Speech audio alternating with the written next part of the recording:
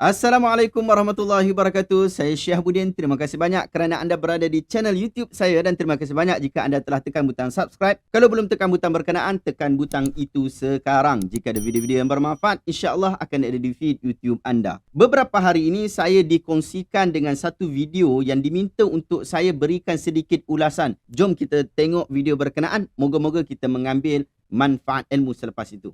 Okey.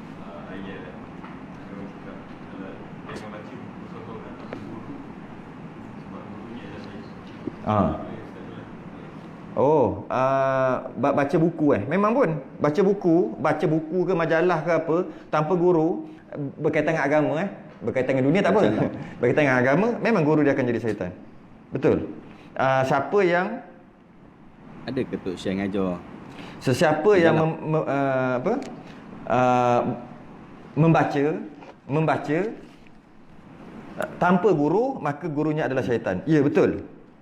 Walaupun ada lagi bahas dhaif lah, tak dhaif lah, tak penting lah tu kan.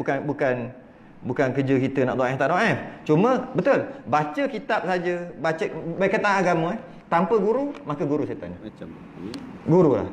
Sebab ilmu dihantar melalui pemahaman tadi tu, melalui guru. Dia bukan melalui pembacaan, tidak. Habis tu iqra, bacalah. Kan? Sebab tu kita kena budaya membaca. Salah sebenarnya. Dalam bab agama, dalam bab lain sila baca. Nak baca, nak fasihkan bahasa Inggeris. Banyak baca. Ni cerita agama. Tidak. Agama tak boleh ambil dengan baca. Agama dengan berguru. Habis tu iqra bismi rabbikal ladzi khalaq. Jibril, dia tahu tak Nabi tak reti baca? Ummi. Kenapa dia suruh baca juga? Maknanya iqra tu bukan maksud baca. Ya, maksud baca, tapi murad yang dikehendaki maksudnya bukan baca, berguru. Ya ke? Iya. Iqra bismi rabbikal ladzi khalaq. Bacalah dengan nama Tuhanmu. Setelah 3 kali, peluk iqra, tak nak baca. Peluk, aku tak reti baca, aku tak tahu. Jibril tahu lama dah lah. Jibril tahulah Nabi tak tahu membaca. Ummi. Kerana tak tahu membaca Nabi itu sebagai kemuliaan bagi Nabi. Maka orang tak boleh tuduh Quran tu buat sendiri. Sebab kita tak reti baca sebagai satu kehinaan bagi kita. Bagi Nabi satu kemuliaan. Tak tahu baca, boleh kontrol 1/3 dunia. Hebat tu. Tapi kita tak tahu baca, bukan 1/3 dunia. Nanti kan saya cakap kasar sangat pula, saya berhenti kat situ dulu. Jadi apabila habis tu iqra maksud apa? Berguru. Sebab tu bila iqra tak mau. Iqra, aku tak tahu baca. Iqra, aku tak tahu baca. Iqra bismi rabbikal ladzi khalaq, kata Jibril. Maka Nabi pun ikut. Sedangkan kalau baca, Jibril akan bawa kertas. Iqra ada riwayat Nabi Jibril bawa kertas. Mana ada? Kertas. Habis nak baca mesti pakai kertas, ataupun ada riwayat kata tiba-tiba aja ada tulisan dekat Gua Hira. Suruh baca. Sebab bagi baca mesti kena ada tulisan. Mana pernah ada riwayat? Maknanya iqra tu bukan maksud baca. Tu yang salah, ramai yang salah faham juga. Dia kata kena banyak membaca kerana membaca itu jambatan ilmu. Betul lah tu. Betul lah. Jadi banyak membaca supaya ilmu kita boleh dapat banyak. Sebab budayakan membaca. Tidak. Dalam bab agama dalam bab agama budayakan berguru, bukan membaca. Dalam bab agama baca, ada seorang yang sebagian orang zaman sekarang kata dia ulama besar. Dia kerja dia memang rajin duduk library je. Orang sekarang ada beberapa golongan yang duduk menyanjung dia tinggi, malah sanjung tinggi. Dia memang banyak membaca, tapi bukan jalanan ahli sunnah wal jamaah. Bukan jalanan ahli sunnah wal jamaah. Memang terkenal orang ni. Kalau kata je hadis je sekarang ni disahihkan dia tu je lah. Saya malah nak sebut nama. Disahihkan orang tu. Apa pula tiba-tiba kau nak sahih? Kau baru berapa ratus tahun. Kau apa hal? Tapi kalau kita baca je mana-mana cari Google apa, disahihkan oleh. Perasan? Dia tu. Sebahagian kata itu ulama besar yang banyak membaca. Maka dia tak ikut jalanan ahli sunnah wal jamaah. Tidak. Ditolak. Jadi maksudnya betul, membaca tanpa guru bab agama Setan akan kona. Habis tu nak baca macam mana?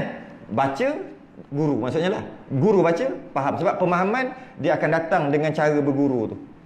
menghuraikan, bukan dengan baca. Baca akan jadi sesat. Malah baca Quran pun sesat. Bukan baca Quran, baca terjemahan Quran. Bukan baca Quran. Baca Quran mana sesat? Baca terjemahan Quran pun sesat. Tak percaya, cuba baca, lepas tu cuba tegangkan dekat ustaz. Ustaz, saya nak beritahu ni. Saya tak benar ni, saya nak buka. Buka ustaz. Ustaz pun. Dia pun baca terjemahan. Lepas tu dia hurai kat ustaz. Agak-agak sesat tak? Confirm. Dia baca terjemahan, confirm. Sebab apa? Oh, itu maksud lain, kau pergi maksud lain. Macam tu lah. Lewat dah ni. Alhamdulillah kita telah mendengar video berkenaan. Jom kita ulas sikit lah. Kata ustaz, siapa yang membaca berkaitan tentang agama tanpa guru, gurunya adalah syaitan. Ustaz juga sebut bahawa ada yang membahaskan bahawa dhaif dan tak dhaif, tapi ustaz kata tak penting lah. Dan ustaz berikan sebab, iaitu yang pertama, ilmu dihantar melalui pemahaman guru, bukan pembacaan. Bahkan ustaz kata agama tidak boleh diambil dengan membaca, tetapi dengan berguru. Jibril bukan suruh baca, tapi suruh berguru. Nabi tak dapat membaca tapi menguasai 1/3 dunia. Kita yang reti baca macam mana? Dan ustaz sebut lagi dalam bab agama, bukan budayakan membaca tetapi budayakan berguru. Ustaz kritik juga kepada seorang ulama besar yang banyak membaca, hadis disahihkan oleh orang itu, tapi dia tidak ikut jalan Ahlus Sunnah. Dan yang last, Ustaz kata, baca saja boleh jadi sesat. Bahkan baca Quran saja pun boleh sesat, iaitu baca terjemahan. Jom kita ulas satu persatu insya-Allah. Pertama, saya tegaskan di sini bahawa kritikan ini adalah merujuk kepada kenyataan Ustaz Muhammad Radhi tanpa menyebutkan tentang ataupun tanpa menyentuh sedikit pun isu peribadi beliau. Hal sijil akademik dia yang dipertikaikan oleh USIM, penafian belajar di pondok Baba Ismail dan sebagainya, yang tu saya tak nak sentuh. Setahu saya, report polis telah dibuat dan semoga ia dapat diselesaikan dengan baik. Bagi saya yang paling penting ialah isu kuliah dan ceramah. Jika ada kekeliruan, kita usaha sama-sama untuk perbaiki. Jika benar, sama-sama kita sokong. Kedua, Ustaz Wanji Wan Husin pernah sebut dalam Facebook beliau pada 11 April tahun 2020. Saya bersetuju dengan keseluruhan kenyataan dia. Kata dia, membaca tanpa guru, syaitan adalah gurunya. Ini tajuk. Ungkapan ini selalu terpacul dari kalangan mereka yang tidak bersetuju dengan sesuatu pandangan. Pandangan itu ditolak tidak dengan menjawab hujah. Sebaliknya, mengeluarkan ungkapan berkenaan. Membaca tanpa guru, syaitan adalah gurunya. Walaupun ungkapan ini tidak bermuarakan kepada sumber wahyu, sama ada secara langsung atau tidak langsung, tetapi ia amat popular. Mungkin ia sering diungkapkan oleh orang agama, maka ia dianggap sebagai benar. Walaupun ungkapan ini tidak lebih kecuali merendahkan tahap akal manusia. Jika dianggap ungkapan ini sebagai benar, mungkin persoalan yang perlu dibangkitkan juga adalah sejauh mana orang yang berguru itu boleh memberi jaminan bahawa guru yang mengajar beliau tidak pernah mengungkapkan kandungan ilmu yang tidak bercampur dengan kehendak hawa nafsunya. Jika sudah bercampur dengan kehendak hawa nafsu, bermakna secara tidak langsung ilmu dari guru itu sendiri sudah bercampur dengan ilmu syaitan. Yang pasti implikasi dari ungkapan ini melahirkan manusia yang takut membaca. Seterusnya, pengetahuan manusia akan mandom. Kesan yang paling besar adalah projek memaksumkan guru akan berlaku. Sudah pasti ia memberi kebaikan kepada nafsu guru itu, bukan kebaikan terhadap kebijaksanaan umat. Dari ulasan ini kita akan dapati bahawa ungkapan ini tidak selaras dengan logik. Malahan jika diperhatikan kepada sumber Nabi, kita akan dapati bahawa Imam Al-Bukhari pernah meriwayatkan hadis bahawa Abu Hurairah pernah diajar oleh syaitan agar membaca ayat kursi sebelum tidur, dengan alasan bahawa tindakan itu menyebabkan mendapat penjagaan dari Allah semasa tidur sehingga subuh. Ketika itu Abu Hurairah tidak mengetahui bahawa yang mengajar itu adalah syaitan. Namun ia diberitahu oleh Nabi SAW dengan kata baginda, si pembohong itu mengajar perkara yang benar, si pembohong itu adalah syaitan. Hadis Sahih Bukhari itu sendiri sudah mengajar kepada kita bahawa belajar sesuatu yang baik tidak salah, walaupun belajar itu daripada syaitan.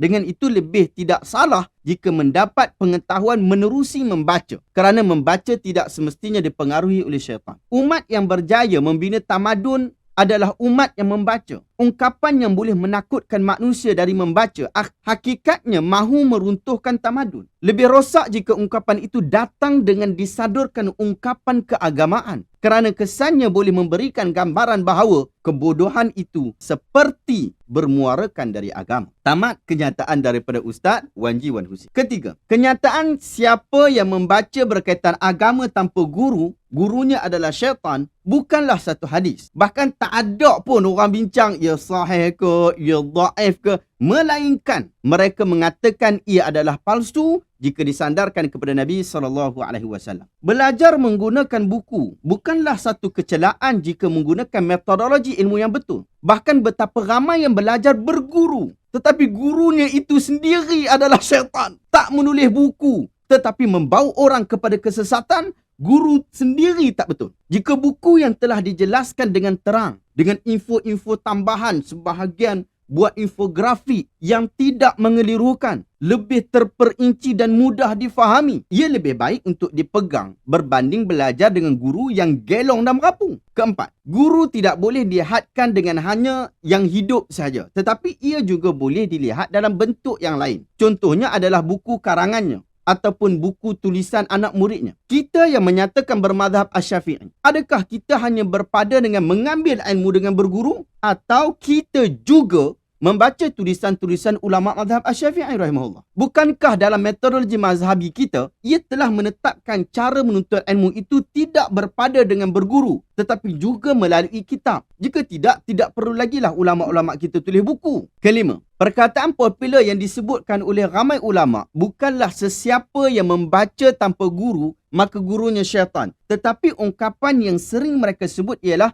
man kana syaikhuhu kitabahu faqata'uhu aktsaru min sawabih. Sesiapa yang gurunya adalah bukunya, maka kesalahannya lebih banyak daripada benarnya. Saya melihat kebanyakan ulama bersetuju dengan kenyataan ini, kerana mereka sering menyebutkan bahawa ilmu itu diambil dengan berguru serta berkitab. Ia akan mengurangkan kesilapan, sekalipun kita tidak nafikan kesilapan itu boleh lagi terjadi setelah berguru dan membaca buku. Di sekolah-sekolah, kita diajar dengan teknik ini, iaitu kita ada buku teks dan kita ada guru yang mengajar. Kita belajar dengan panduan guru dan juga panduan tambahan daripada buku teks. Kita tidak memusuhi buku sehingga menyebutkan agama tidak boleh diambil dengan membaca, tetapi dengan berguru. Di dalam Niqa' Babul Maftuh, Syekh Muhammad bin Salih Al-Utsaimin menyebutkan, ada orang kata tiada jalan untuk mendapatkan ilmu melainkan dengan berguru dengan cikgu. Sebahagian yang lain kata, di sana ada jalan untuk mendapatkan ilmu, iaitu dengan mempelajarinya daripada buku. Yang benar ialah kedua-dua itu jalan yang benar. Mempelajari dengan buku dan mempelajari daripada mulut-mulut para ulama. Tetapi mesti memenuhi syarat asas bagi kedua-dua ini, iaitu penulis mestilah seorang yang boleh dipercayai daripada sudut akidah, ilmu dan amanah. Demikian juga bagi seorang guru, dia mestilah dipercayai daripada sudut akidah, ilmu dan amanah. Cuma belajar daripada mulut orang pandai, ulama, adalah lebih mudah, dhabit dan cepat. Anda boleh rujuk kenyataan ini dalam Liqa' Babul Maftuh, jilid ke-10 muka surat 13. Keenam, di dalam dunia sosial hari ini, kita dapati ramai daripada kalangan penulis buku telah memberikan syarah kepada bukunya. Maka kita ambil manfaat daripada hal itu. Jangan bermusuh sangat dengan buku. Al-Imam Asy-Syafi'i rahimahullah sebelum berguru dengan Imam Malik, dia telah menghafal kitab Muwatta' susunan Imam Malik walaupun dia belum berguru dengan Imam Malik. Ketujuh, ada tak ilmu yang mesti berguru? Mesti ada guru. Takat ni saya mengatakan ada, iaitu cara membaca Al-Quran. Kita perlu tahu sebutan makhraj yang betul, bacaan yang betul. Jadi perlukan guru untuk membetulkan dan mengajar kita, menuntun kita cara yang betul. Pun begitu, jika teknologi telah maju dan wujud cara pembelajaran dengan kaedah-kaedah tertentu tanpa perlu jumpa ustaz dan ustazah, maka hilang kewajipan berkenaan, dengan syarat kaedah itu atau sistem itu mestilah diperakui oleh guru-guru Al-Quran yang fasih bacaannya. Kelapan, Ustaz Muhammad Radhi juga mengkritik seorang ulama yang katanya tidak berguru. Saya yakin boleh memaksudkan Al-Albani rahimahullah. Jika benar begitu, saya katakan bahawa Al-Albani rahimahullah memang banyak membaca, pun begitu beliau juga mempunyai guru. Antaranya ialah, yang pertama, bapa dia sendiri, iaitu Syekh Nuh Al-Albani. Beliau belajar Al-Quran, Nahu dan Saraf dan Fiqh Hanafi daripada bapa dia sendiri. Yang kedua, Syekh Sa'id Al-Burhami. Beliau belajar fiqh Hanafi dan beberapa cabang ilmu bahasa Arab. Yang ketiga, Al-Allamah Bahjah Al-Baitar. Bahjah Al-Baitar. Al-Albani menghadiri majlis ilmu beliau. Yang keempat, Syekh Raghib At-Tabakh. Beliau mendapat ijazah hadis daripada guru ni. Yang kelima, Syekh Ali At-Tantawi. Beliau belajar usul fiqh daripadanya. Anda nak tahu lebih lanjut tentang Al-Albani, tentang guru-guru Al-Albani, anda boleh rujuk sebuah buku yang berjudul Hayatul Al-Albani wa Athruhu wa Thana'ul Ulama alaihi oleh Muhammad Ibrahim Asy-Syaibani. Yang ke-9, isu akhir yang disebutkan oleh Ustaz Radhi adalah berkaitan tentang Jibril sebut Iqra' tapi tak bermaksudkan baca. Cuma maksud dia bergurulah. Bab ni saya tak mau sembang panjang. Anda pergi baca buku saya yang berjudul Benarkah Nabi Muhammad Butuh Huruf? Baca buku ni. InsyaAllah anda akan dapat jawapan berkaitan tentang hal berkenaan. Anda boleh beli di Shopee, dekat santailmu.com. Link-link saya letak dekat bawah, dekat bahagian description. Wallahualam. Adakah anda dapat sesuatu ilmu yang bermanfaat pada hari ini? Jika anda rasa video ini bermanfaat, tekan butang share. Semoga orang lain juga mendapat manfaat yang sama. Jika anda mahu untuk sokong dan sertai saya dan sahabat-sahabat yang lain dalam komuniti online kita, tekan butang join. InsyaAllah banyak program-program bermanfaat telah disusun untuk anda pada setiap minggu. Terima kasih banyak. Assalamualaikum warahmatullahi wabarakatuh.